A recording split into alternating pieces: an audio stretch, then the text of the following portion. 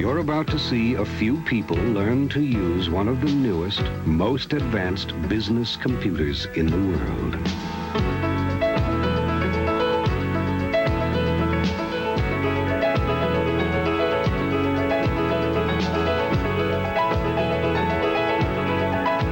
If you know how to point, you already know how to use it. Macintosh, the computer for the rest of us.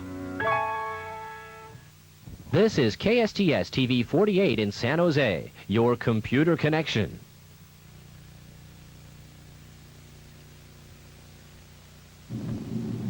Good evening. I'm John Scully, President and Chief Executive Officer of Apple Computer. And I'd like to welcome you to this special showing of our annual shareholders meeting, which was held on January 24th, 1984. First, I'd like to apologize to those Apple shareholders who were unable to attend this meeting because the facilities weren't large enough. I'd like to assure you that in the future, we will make either ticketing facilities available to you prior to the meeting, or we will have larger facilities. January 24th was a very special day for all of us at Apple because it marked the introduction of a major new product for this industry called Macintosh. I hope you'll enjoy this show in its entirety, and I look forward to talking to you later on.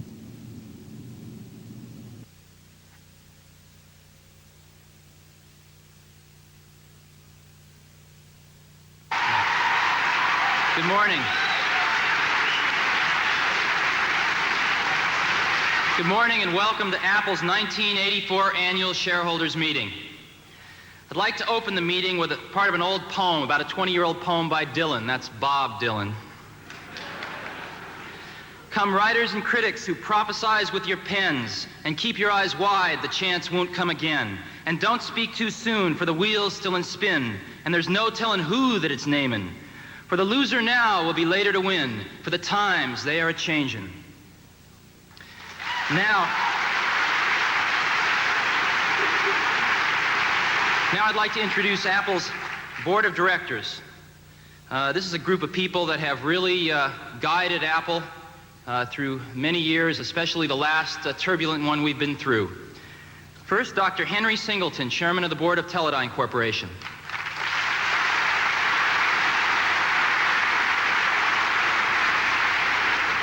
Next, Peter Crisp, senior partner at Venrock, our first investor ever.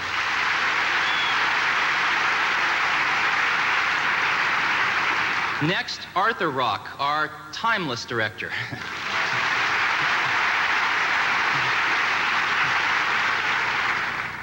And someone who has shepherded Apple, I think, longer than anyone else ever has. That's Mike Markkula.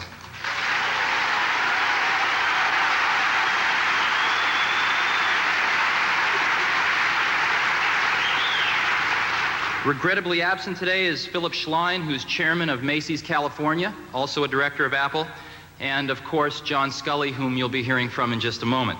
I'd like to now call the meeting to order and ask Al Eisenstadt, Vice President and Secretary of the company, to proceed with the formal business of our annual meeting of shareholders. Al?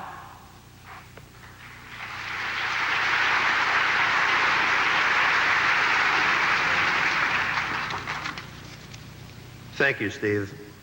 Good morning. I'm Al Eisenstadt, and I'm going to take us through the formal part of the meeting, the legal part, if you will, but the real excitement, hopefully, will not come from me. It's going to it will come with what you hear later. The record date of this meeting, as set forth in the proxy statement, was November 25, 1983. I have for your inspection affidavits of mailing from the First National Bank of Boston, our transfer agent, and from the Mailing House of Los Angeles. The notice of meeting, the proxy cards, the proxy statement with supplement, and the 1983 annual report were mailed to shareholders on December 5, 1983 and December 20, 1983. The affidavits of mailing will be attached to the minutes, and the proxy cards were previously addressed by the transfer agent, the First National Bank of Boston. We have appointed 2 inspectors of election for this meeting, Bernard J. Crowley, Shareholder Services Officer with the First National Bank of Boston, our transfer agent, and Sandra Marin, an attorney with Apple Computer. Both inspectors have signed oaths of election to their office, and these oaths are available for your examination.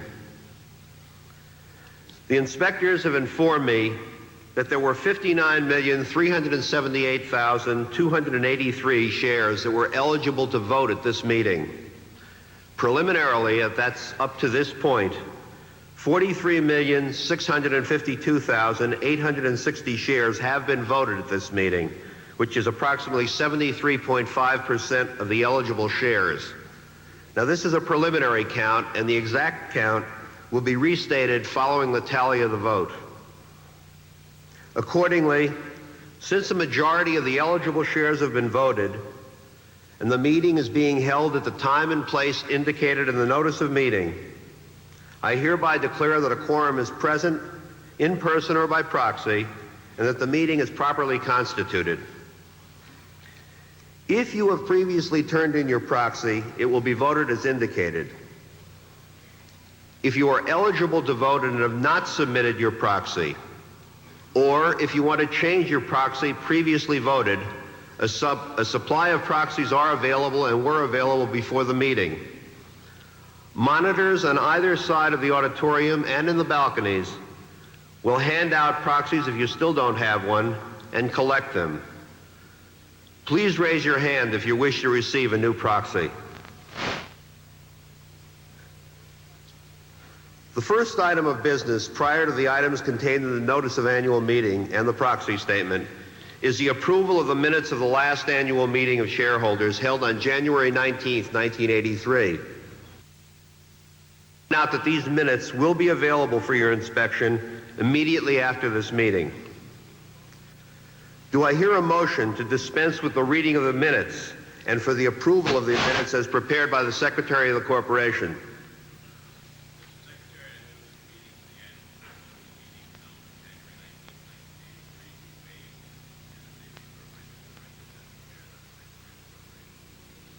Thank you.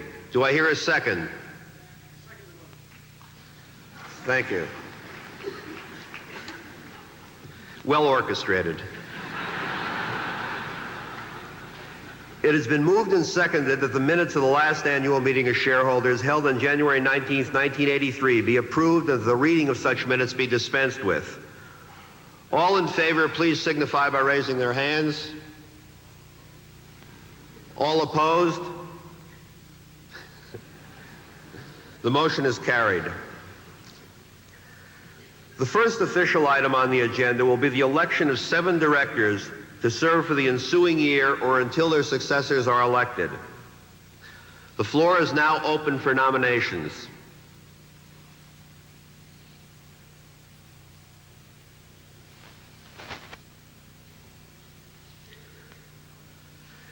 There being no nominations other than those contained in the proxy statement, do I hear a motion for the nomination for the election of those individuals named in the proxy statement to act as directors of Apple Computer, Inc. for the ensuing years or until their successors are elected?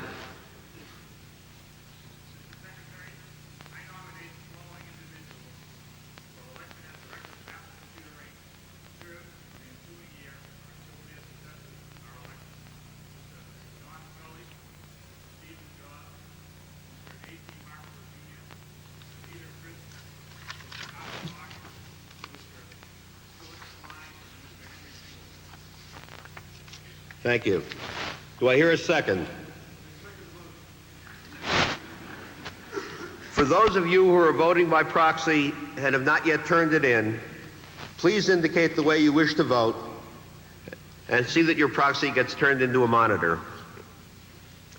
The next item before the meeting is the ratification by the shareholders of an amendment to the 1981 stock option plan to increase the number of shares of common stock reserved for issuance under